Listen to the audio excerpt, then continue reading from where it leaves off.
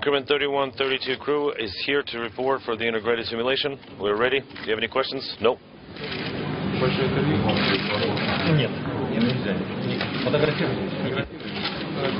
Inaudible.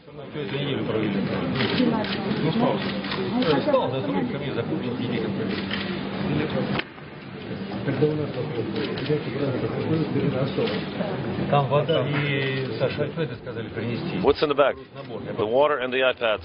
The iPads to be flown because they need to be checked for viruses. So there's nothing illegal in the bag. Somebody's supposed to be coming by to pick up the bag too.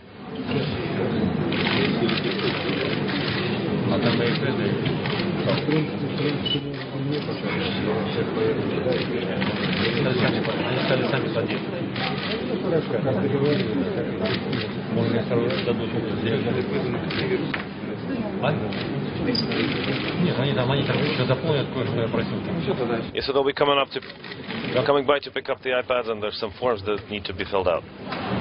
That's all taken care of. Stay right there.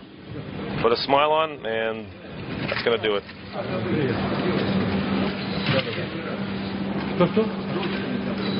Can you wave? Excuse me? Can you wave, please? Okay. Sergei. All right. Thank you, everybody. We'll see you later. We'll see you at the Q&A.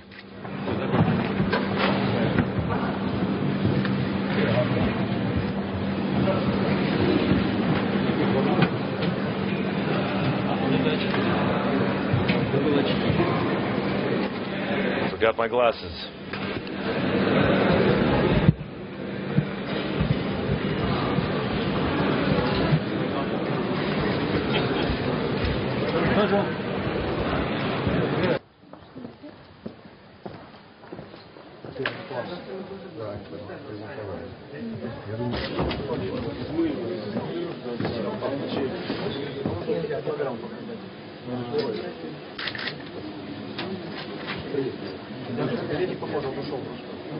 Then we'll talk to you during the daily planning conference.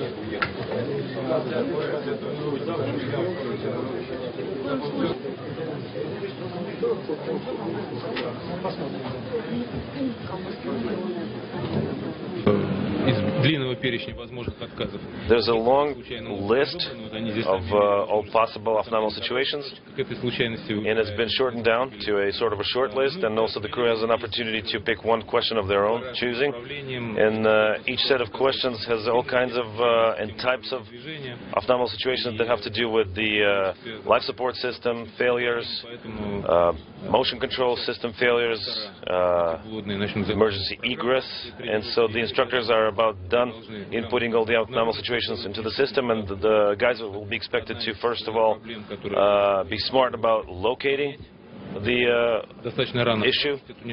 Yeah, you know, it's important to be able to do it in a critically timely fashion. What do you get your points taken off for? Oh, this is a big, complicated system. There's several pages of a document that describes it. Starting with, you know, guys probably noticing a problem somewhat later than they're expected, and then, you know, taking kind of a suboptimal path to mitigate it. You know, ultimately, you know, getting the problem resolved, but some of the points may be taken off. If they get completely off the road, then there'll be more points taken off. But then again, it's an experienced crew. It's only recently that they've been training as backups. Gennady Padalka is not new to this. He's flown multiple times, and he has both training and real flight experience under his belt. So I'm not really expecting any surprises. But Sergei Revin's flying for the first time. That's right. Sergei's flying for the first time, but Gennady will be monitoring very closely both what he's expected to be doing as well as what the rest of the crew is supposed to be getting done.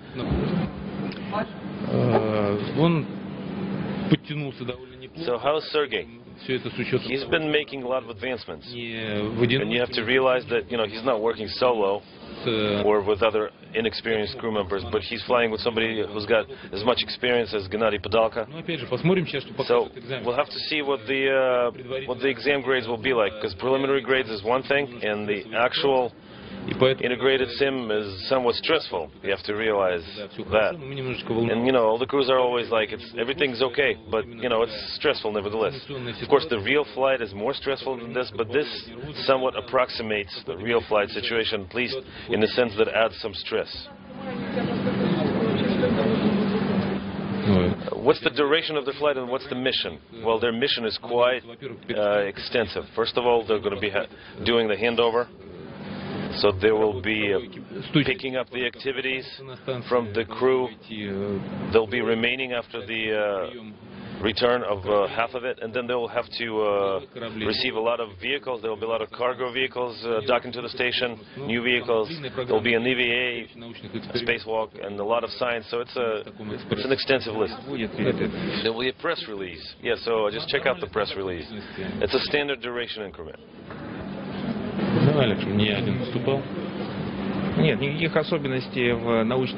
Anything special about the science program? Nothing too special. For the most part, it's the repetition of the experiments that are currently being performed by the crew on orbit. It's literally maybe 1, 2, or 3 experiments that are kind of like the build-up of the previous experiments. Next stages, these are the microbiology and engineering experiments. So overall, the science program is it meets the requirements that's been on the books that have been on the books for the past several crews. But it's normal because science is also statistics. So accumulating data on experiments that have been getting performed by previous crews is an indelible part of the science program on the station. Mr. Krikolov, you as the head of this organization, what do you feel like when you think about this crew? You've got Gennady, who is real experienced. He's flown on the Mir station and on the International Space Station. So what are your thoughts about this crew? Well, this is no time to do any kind of detailed description of these individuals. We have to wait and see how they do throughout this integrated simulation. But this crew, the same crew was a backup crew before. And this is the practice that used to be common back in the Mir station days. That a crew would be a backup, and then they would be flying as prime crew. And then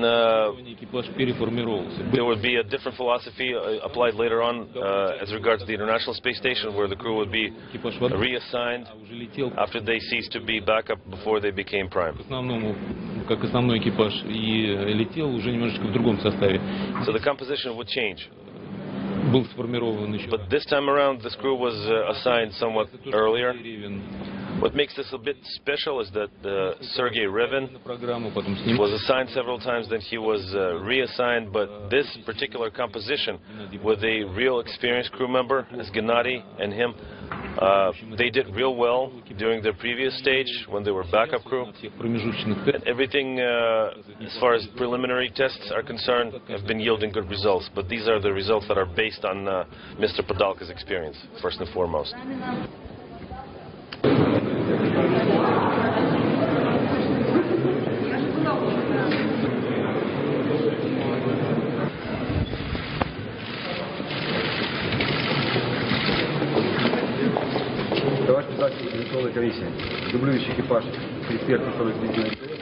Mr. Chairman, Increment 3132 backup crew is reporting for the integrated simulation.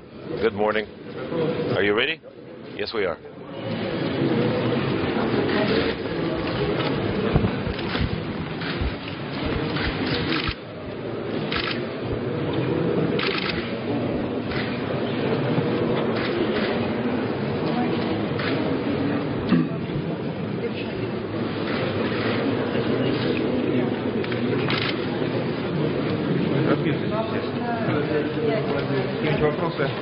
Do you have any questions? Last time she asked questions. No questions? Everything's clear? All right, thank you.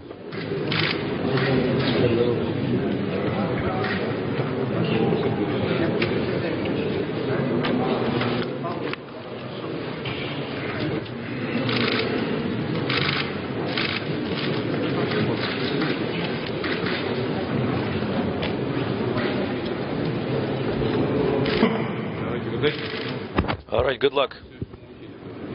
Here's your chance to apply everything you've been learning. All right, you can take your slip-ons off.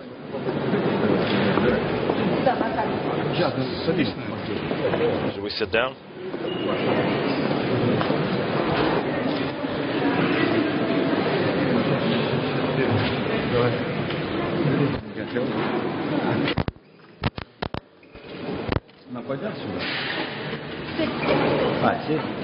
Do we stand or stay seated? You can stay seated.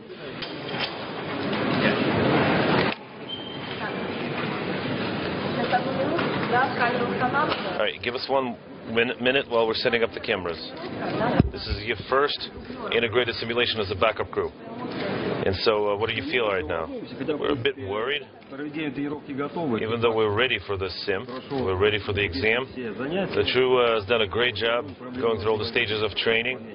So, there shouldn't be any issues. What's it going to be like? That would be too easy if we didn't know ahead of time. We sign up for the questions that we don't know about, and then the instructor will be inputting the off-nominal situations that we're not clued in on. When did you become cosmonauts? For myself, 2007, 2003 for my colleague. I've been in the Cosmonaut Corps for 12 years. NASA astronaut for 12 years. So do you feel the responsibility? Absolutely.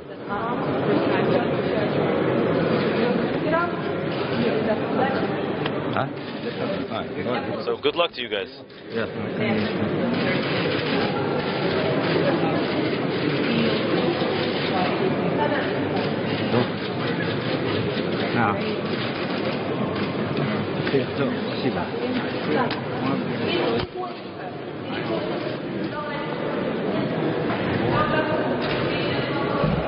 Now everybody needs to slowly transition into the International Space Station room.